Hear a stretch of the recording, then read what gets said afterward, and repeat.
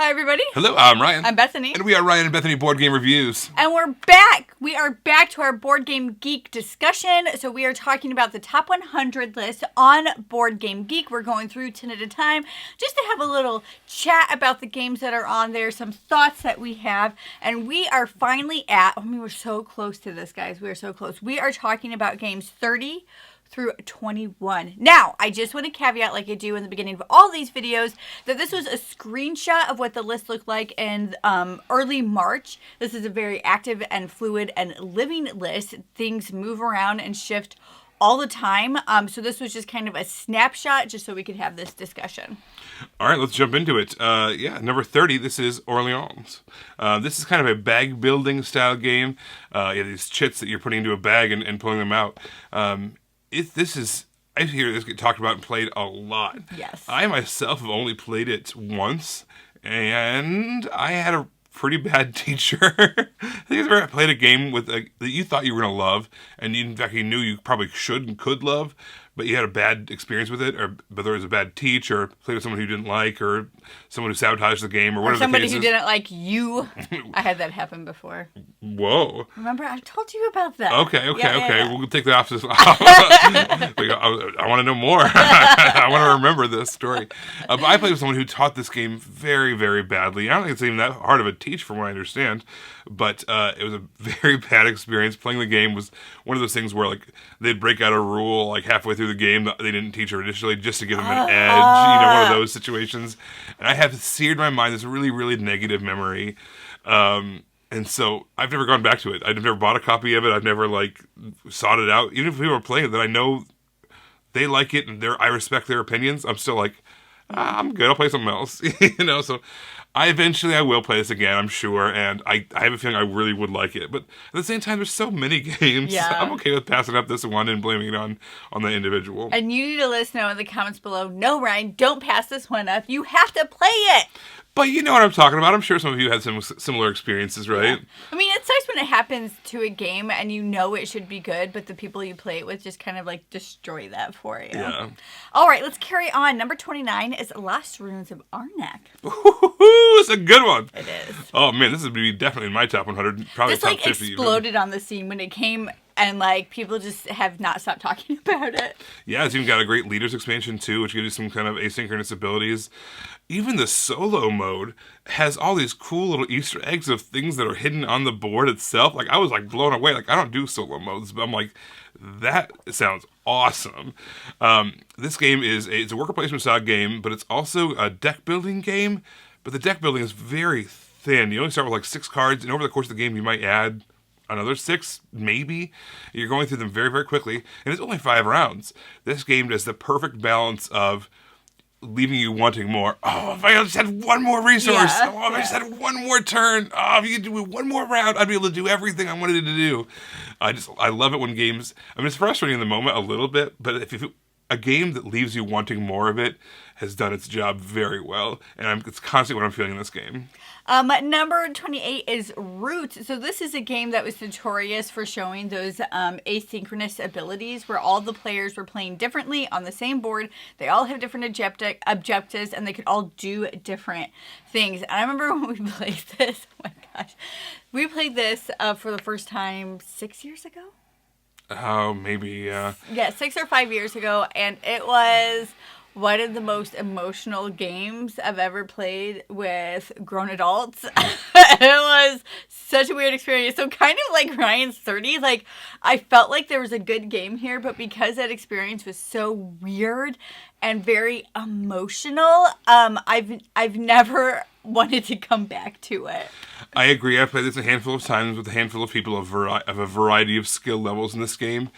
This is a game that destroys friendships. Well, that too, but it's kind of brilliant. It's a brilliant game, completely well designed, having these very bizarre asynchronous abilities and asynchronous win conditions. Yeah. But every single solitaire game of this I've played, and it's probably close to 10 at this point, has boiled down to one of two things, and they're both bad. Either someone wins the game, and then someone else blames the rest of the team, the rest of the table, for letting that person win. Which denies them their victory. Right. You're not saying that you played well. You're saying everybody else played bad. Or because people didn't understand the different win conditions, everyone blamed the game. Yeah. This game has never, in any of my plays, been enjoyable for everyone across the table. But it's so popular. I mean, look at it. It's 28. It's 28 out of 100. I think where this game is going to shine is if you buy it cold And with four Yes. friends Yep. who are all the same base level of knowledge of it, and you all play it and grow at the same level, Yes. then you're all going to know all the abilities, you're all going to know all the factions, and you're all going to know them equally. Yeah. So when you play it, you're having this amazing experience, because this game is great. It truly is a great game. But it leads to these weird, lopsided things when some people are familiar and some people aren't. And everyone's pointing fingers and blaming each other for someone else's win. And no other game does that. When you win a game of, I don't know, Trajan, you're just like, oh, good job. Yeah. And then if you get second place, you're like, oh, that feels good. You know, I still feel like I got to do some of the things I wanted to do. In this game, losing feels bad, and winning, people make you feel bad. It's like, oh, God, I just don't like playing Root. I don't want to play Root anymore. All right, number 27 is Arkham Horror, the card game.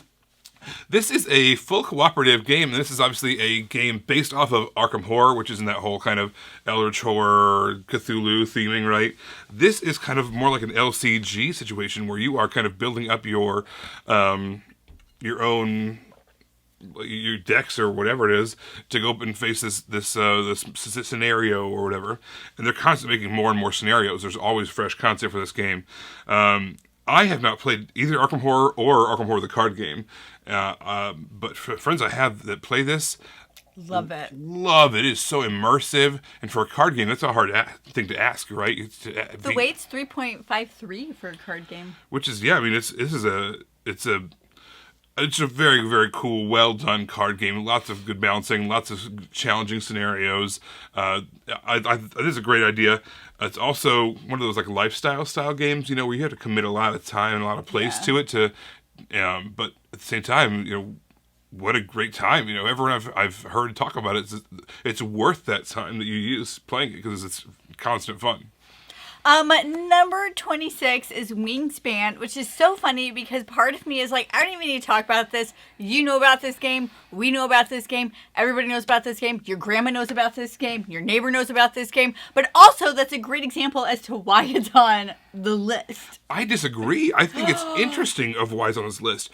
Because it did so well commercially, Yeah. when you have a commercial success like Wingspan that did so well in the mass market and then amongst non-gamers, the board game community usually doesn't accept that game. Okay, but here's the reason why I think Wingspan is different is because Wingspan is still a gamer's game, right? And now people can play a gamer's game with people who don't normally play games with them. They took gamer mechanics like engine building and all the card play and the card drafting and victory points, all those things that we like, kind of made it a little bit simpler. Yeah. And then it gave it an amazing, extremely accessible theme that everyone in university loves. Yes. And on top of that, gave it amazing components and amazing artwork. This is kind of one of those just rare things that it just is amazingly does well with everyone. Not saying everyone loves it, but everyone likes it. Yeah. Well, and this is, like I said, it's a game that you can play with people who don't play games. You're right. Like, it's just the theme and how the mechanics kind of ease you into it, how the board, like, eases you in as you're building that up into what you can do. It's really beginner friendly while also still being well, I don't want to discount beginner friendly not being fun because a lot of beginner friendly games are like super fun. Right. So yeah. But it's the best of both worlds. Yeah. And I'm definitely a mechanic style person first. I like, you know, working the game, working the system, trying to figure out how to make it all work. But at the same time, I'm looking at these pictures of these birds. I'm reading the little quotes. I'm looking at the wingspans. Oh, did you see they came out with a large print version? Oh, nice. Okay, so they came out. Just that by itself is unheard of. You have large. I worked at a bookstore for a little while. Large print books are a big, you know, lots of people buy them. Yeah. But board gamers, they just end up doing this a whole bunch of times. So the cards are the same size, but they took out all of the flavor text, so that way just what you need for the game is there. In a bigger font. In a bigger font, so they had like a large print version of all the cards. That's just wild. Unheard of concept in board gaming, and this game can pull it off they because know of the market. Audience. Yeah, exactly. They're trying to get to all the people to play this. That's enough about Wingspan. We should have talked about this Wingspan this much because everyone knows it. Yeah. But we ended up like... All right, number 25 is TERRA Mystica. I've actually never played this. TERRA Mystica, I've played it a few times. I played it once in person and then online quite a bit. I don't really know what I'm doing in this game. It's one of those games where there's like these tracks, you can move up on tracks. It's kind of like Tapestry almost. Like, go up on some tracks and like you build some stuff and then like... I haven't played Tapestry either. It's sitting over there proudly, unplayed. And you are... just trying to terraform the world around you. You have your own little faction that has a certain kind of land that it wants, whether it's like the plains or whether it's the mountains or whatever it is. And so you're trying to build these different things, and I don't really know what's going on. I feel like when I'm playing it, I'm just clicking the stuff, and this is a game I didn't get a good handle on early on. It just didn't click. And I don't know, a lot of people like this game, and it's got expansions, and it's got even, there's a new, is it Terra Nova? Like, is it like a sequel that's like a simplified down version of it? Like the Ares Expedition? Kind of like that, exactly. They took TERRA Mystica and made it into like a smaller, kind of more condensed version. So maybe that would be more... And I love heavier, bigger games, but for whatever reason, this one just didn't click. It might have been the teach of it, or I don't know. Did you learn it online, like in a play, instead of learn it? I learned it from when I was very, very, very early getting into the hobby, from someone who was like a self-proclaimed like genius at it. Oh. So, like, I didn't stand a chance. I didn't know what I was doing. Don't do that. Like, just don't... If you want people to play your games with you, don't be like, I have this game I want to play, and I'm amazing at it. It's just like, okay, so then why do I want to play this with you? It definitely felt weird. And then since then, obviously, I'm much more familiar with all those things, and if I sat down and read the rulebook, it wouldn't be a problem at all. People can be inviting me to play it online, and I'm like, sure, I don't want to decline their invitation, but... Also, I hate it. Just clicking buttons, going up on little tracks. All right, number 4 is CLANK Legacy Acquisitions Incorporated. Oh my gosh, so much fun! One of the best games ever made. It's seriously, like, I had so much fun. Oh, one of the things that's awesome about this game, so when we played it, and we played the whole game, we played with somebody who had never played CLANK before. And you don't have to have played CLANK in order to play this game, because like a lot of these legacy games, they walk you into it. They let you know what's going on. But it was just so funny. Like, I literally laughed multiple times while playing this game as the story was unfolding, because it was just absolutely ridiculous and absolutely just so funny. And then whenever like the dragon was speaking, Brian did this super funny voice. Do you remember that? Absolutely, I do. You don't have to show them. I won't make you do that. But this was such a fun experience. There's been a few legacy games on this list now so far, hasn't there? Yeah, I think to pull off a legacy game is very, very challenging. But if you put the work into it, it's going to be an amazing experience. It's very rewarding. How do you, like, play test stuff like that? You'd have to have a new group each time in order to pull off, like, the twists, you know? Oh my gosh. Wouldn't that be awesome if we could have somebody who's developed one of these games on, like, for an interview to talk about playtesting that? If you were involved in the creation of CLANK Legacy Acquisitions Incorporated, give us a call on the old telephone. Yeah. We'll chat. No, but this is an amazing experience. The gameplay, obviously, is just regular deck building, exploration, but all the legacy elements, you're modifying the board, you're modifying cards, you're doing all those things that you do in legacy games, but with this kind of tongue-in-cheek theming all throughout it. So funny. The game itself is amazing on its own, but the flavor text and the dialogue and the story it's just fantastic. What a great experience. Yeah. Number 23 is Eclipse. 23. There's a wheel wife snake down here. Number 23 is Eclipse Second Dawn for the Galaxy, not the first dawn. I think we already talked about Eclipse earlier on in the list, didn't we? I think that was one of the ones that we had kind of been like, why do you get to have two things in the same list? Why do you get to be Eclipse and Eclipse 2? you know? I feel like we've talked about this almost every single time we've done one of these videos about how things are on here. Yeah, similar to Eclipse, we have not played Eclipse 2 either. But yeah, this is kind of a spacey civilization war game. Kind of like almost like a 4X situation happening in a way. You've got the hex and grid movement. You're rolling dice. You're fighting. Apparently, it's got great art. Clearly, it's got great art based on what I'm seeing here. And just a cool game, cool space game. It's not generally something that we gravitate towards. Yeah. But yeah, it's another case of 2 games that are very similar, very, very comparable, taking up 2 separate spots in the top 100. Come on, you can make room for all kinds of cool other games in the top 100. Imagine how many other games would be on here if like that wasn't a thing. Probably at least a half dozen. Probably, yeah. But I mean, I don't even know, because some of them are different enough. I don't think they're different enough to be on the list twice, but I think they're different enough to have 2 entries. So right. That's like, it's a kind of like I don't know how you can catch-22, yes. where you can't have it both ways, but you need to have it both ways. Yeah. All right, so number 22 is A Feast for Odin. This is an Uwe Rosenberg game. We love... I can see the cover of it. Yeah. We love Rosenberg games. And this is one of the more... He's got this kind of thing where it's either very, very simple tile-laying games, right? Or very complicated kind of agriculture-style games. This one felt like a hybrid of the 2. You had, this more advanced game going on, but what it really boiled down to was getting these tiles and upgrading these tiles, and then you have these polyomino style tiles that you're trying to fit in a certain way. So it's a combination of like these 2 things that he does best, and and for that reason, I think a lot of people would consider this the best Rosenberg, and I'm probably agree. It's really, really good. It's not necessarily my favorite, but it might be the best. Does that make sense? Yeah. I think it might be Definitely. his best design, even if it's the one I don't necessarily enjoy playing the most. Yeah, I mean, you can do that with movies, too. There's movies that objectively are amazing and you like it. And there's also movies that maybe objectively aren't amazing, but you prefer them. So I think everybody can understand that. All right, last one on this chunk that we're talking about is number 21, and that is Concordia.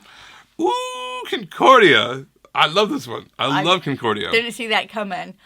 Ooh, Concordia. Marshmallow. No, this is, like a route connection kind of game where you are also trying to build in certain areas so that you can get various resources, and those resources have a market that you're trying to modify so you get the best multipliers by collecting these tiles. It's this weird... There's a lot going on here, but it's really also not that complicated. It's daunting, and it's a weird teach. It's a bizarre kind of a teach. But this is such a cool game, and there's a lot of different maps out there, too. So if you see things like Concordia Venus, or Concordia Salsa, or Concordia just regular, they're all different versions of the same thing. Did you say salsa? Salsa. I did, in fact, say salsa. That's probably real, but now, like... You don't believe me? And now I'm questioning myself, like, it's called salsa, right? You're making me feel weird about it. Concordia salsa. Muy caliente. No, Concordia is such a good game. I'll play any map, anytime. Probably lose, but love every second of it.